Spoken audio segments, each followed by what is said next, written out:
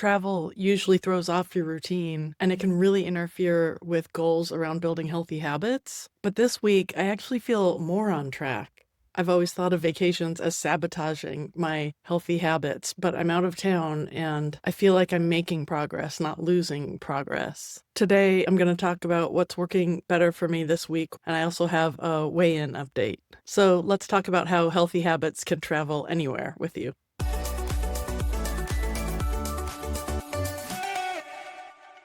Hey, coming at you from my hotel room in Portland, Oregon. I'm having a really nice visit. I'm reflecting back on the several days that I've been here so far.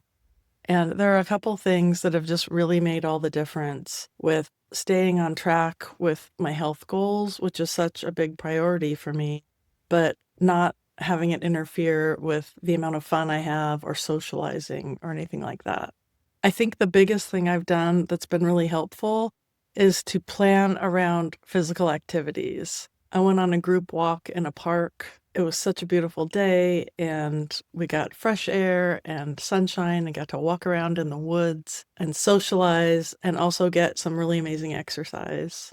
Some other healthy activities that I've done is meet at a soaking pool.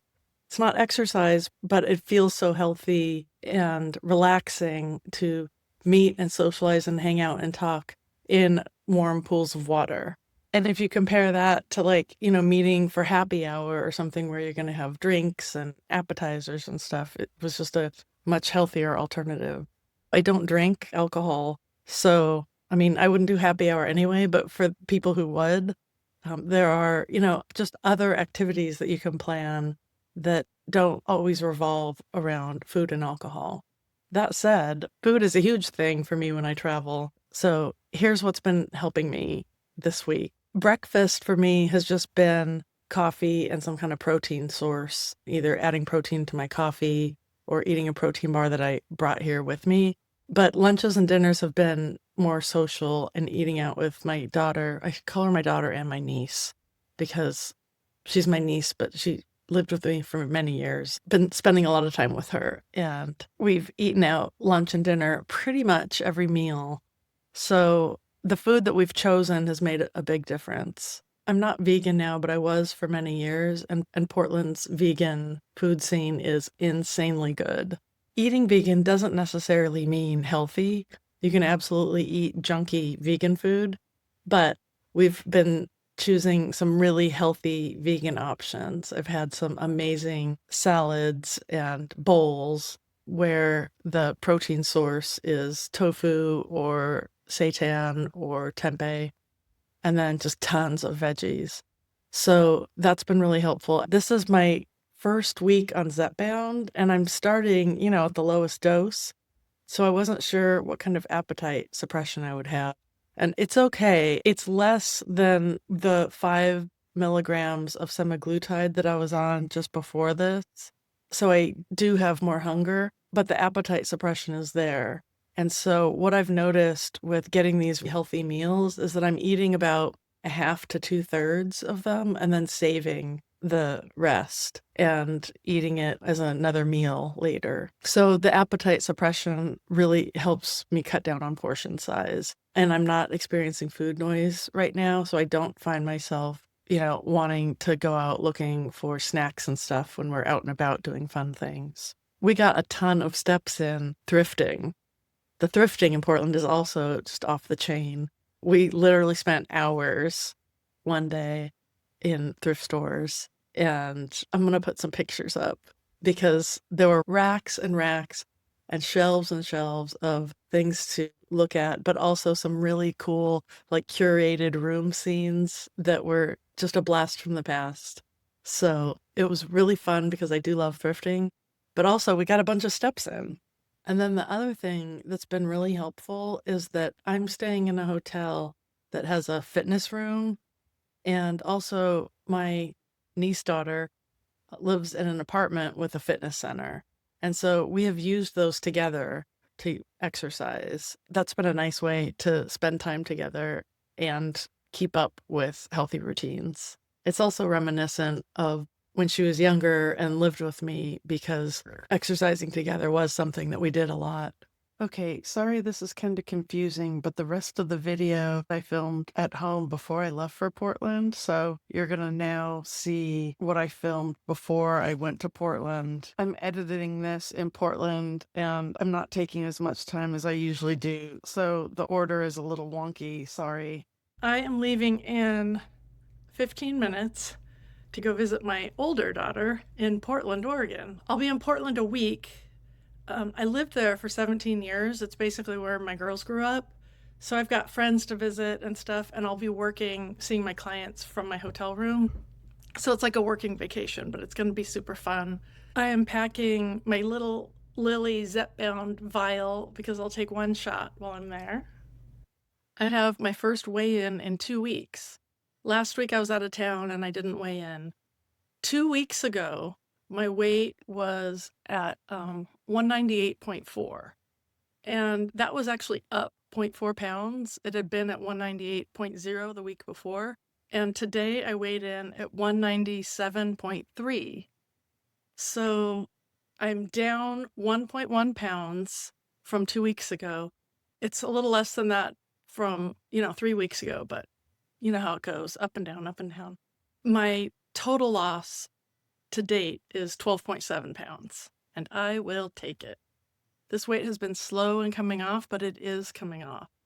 I took my first Zepbound shot last night. I don't notice anything today out of the ordinary. So all that went smoothly. I'm starting out at 2.5 at the beginner dose. And yeah, I will keep everyone posted about the Zepbound. I want to thank everyone who is on Zepbound, who has been so supportive of my switch to this medication. I'm optimistic about it. And hearing how everybody is having a positive experience with Zepbound is really reassuring. I keep adjusting my glasses because I'm kind of sweaty because I was just like running around packing. Because I've been out of town last weekend and I'll be out of town this weekend, I have not had a chance to drive to church alone.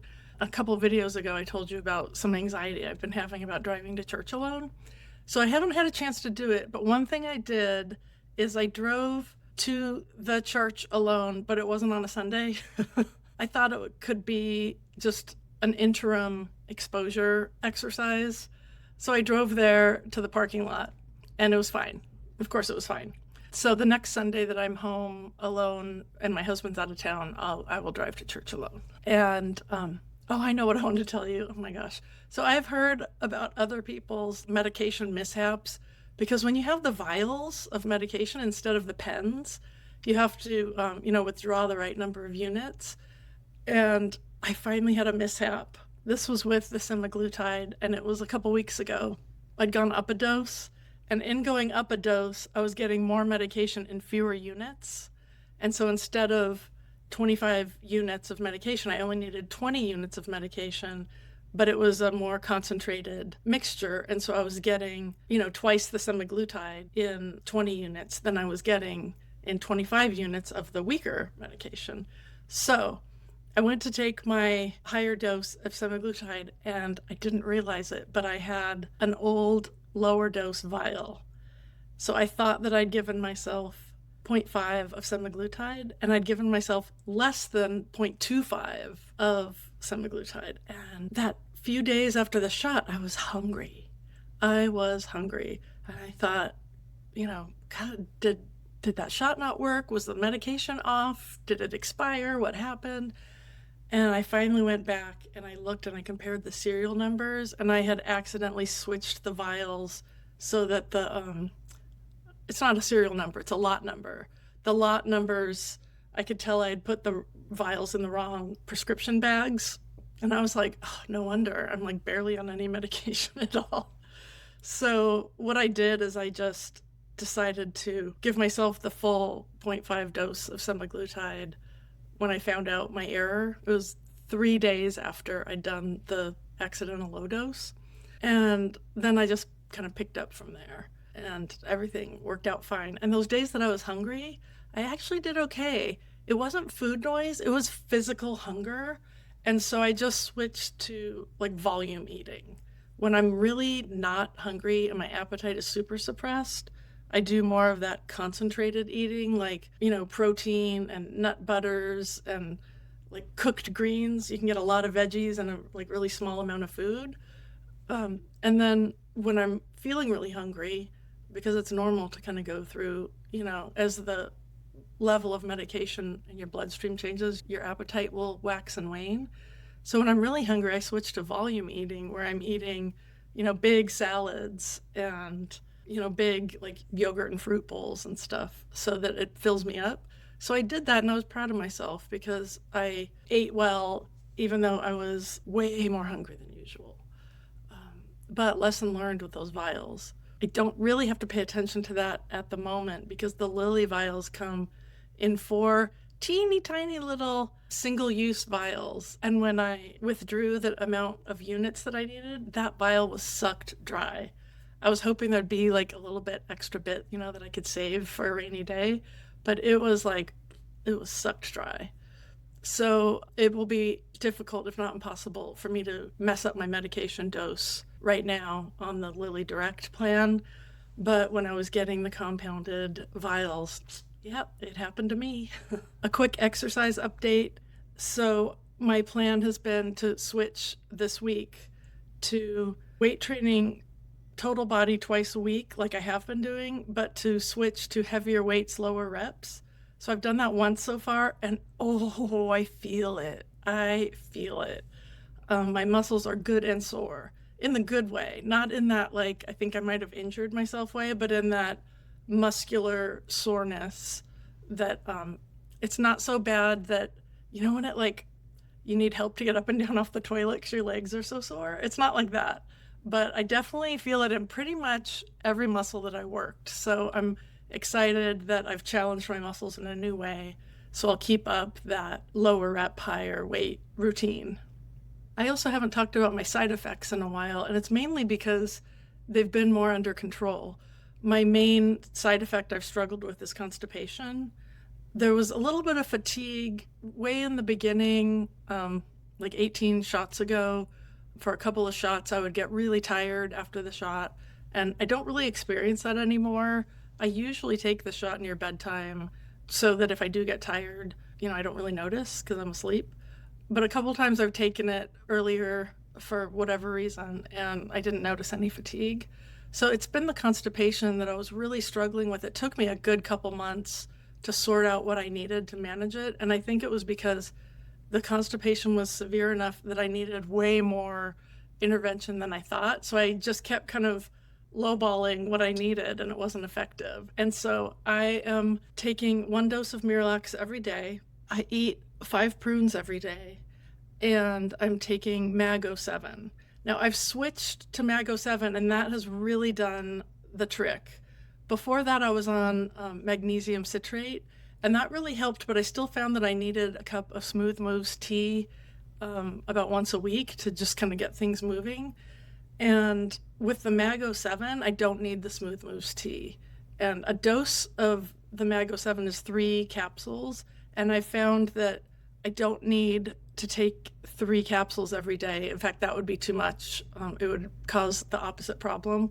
So based on just kind of how my digestive tract is moving, I take anywhere from 1 to 3 capsules a night. And that has been really the like cherry on top that got me to a point where I felt like I was on an even keel and not having to like catch up with Smooth Moves tea. I really like the Smooth Moves tea because it's very effective. It's a stimulant laxative, so I find it to be like a little bit not harsh, but like a little bit too effective. Like I never wanted to drink it the night before I would be out all day because there might be some kind of urgent situation, if you know what I mean. So I was always timing it for when I knew that I'd be home all day. And now I don't really have to worry about that. There's not really urgency anymore. There's just more regularity. So I know different things work for different people. I know that Mag07 has not been effective for everyone that I've talked to about this. And I know that there have been other magnesium supplements that have worked for other people that didn't really work for me. So you really have to like figure out what works for you and stick with it. So I'm happy that I, found what works for me and I'm sticking with it. It remains to be seen how that side effect will change on Zepbound. Remember, I'm just one shot into it and it was last night, so I don't know yet, but I will keep you posted. I've been so confused on and off with my videos, how far into my GLP-1 journey I am. So I decided to start counting shots. And last week's shot, that was my first Zepbound shot, was my 18th GLP-1 shot. So in 2 days, I take my 19th injection. So I think it'll be easier for me to just count shots to stay on track. Because I feel like I come on a video and say, like, it's been 3 months. And then I find out, like, nope, 3 months was last week. And I need a system that will work for me. I wanted to share a pattern that I've been working on lately. I had this image of putting a word cloud on leggings. My design lately has been less art and more like graphic design. And I've been doing stuff with words more. I don't know. I just kind of go wherever, I feel like going with my creativity. So I had this vision of word cloud leggings for the gym where the words would all be fitness and health related. And I've worked up a pattern that isn't really the final pattern yet, but this is what I've got so far. I'm going to keep working on it. I probably will use fewer words and work on the design part some more. But I wanted to share it with you. I think it's fun. And I would love if you let me know what you think of this in the comments. Like, would you wear leggings that had word cloud stuff on them? Oh, and if you're watching this and you're like, who are you and what are you talking about? My name's Bobby, and I'm a therapist and an artist, and I'm sharing my postmenopausal GLP-1 weight loss journey here. Real quick, I am not a medical doctor, and although I'm a therapist, I'm not your therapist. So none of this is medical advice or psychological advice. Always talk to your own healthcare providers when you make decisions for yourself. A special shout out to the other content creators who are sharing their GLP-1 journeys on YouTube. I love watching your videos. I love attending your lives. I think the community here is so wonderful, and I know it helps me. I know it helps me stay on track. It helps me to know that I'm not alone. Anything that's happened with me on GLP-1, I find out that, I'm not the only one that it happened to. It's just so encouraging and validating. So I just wanted to tell you that I hear you and see you. I love your content. Keep sharing it. It really makes a difference. I want to thank you so much for watching. I appreciate each and every one of you so much. I love the interaction I get to have with you in the comments. So always feel free to comment and ask me questions or tell me how you're doing. If you relate to something and you want to share, please, I love getting to know you in the comments. Okay, I am going to wrap things up for today. I have plans to go get a friend tattoo with one of my besties here in Portland. We're going to get matching tattoos, you guys. I am so excited. I will show it to you next time. I'm not even going to describe it right now. I'll just show it to you next time. So I'm going to go do that right now, and I will see you next week. If you liked this video, please hit like. Always feel free to comment. If you're not subscribed yet, please subscribe. And I will see you next week, you guys. I love you all. Thanks so much. Bye.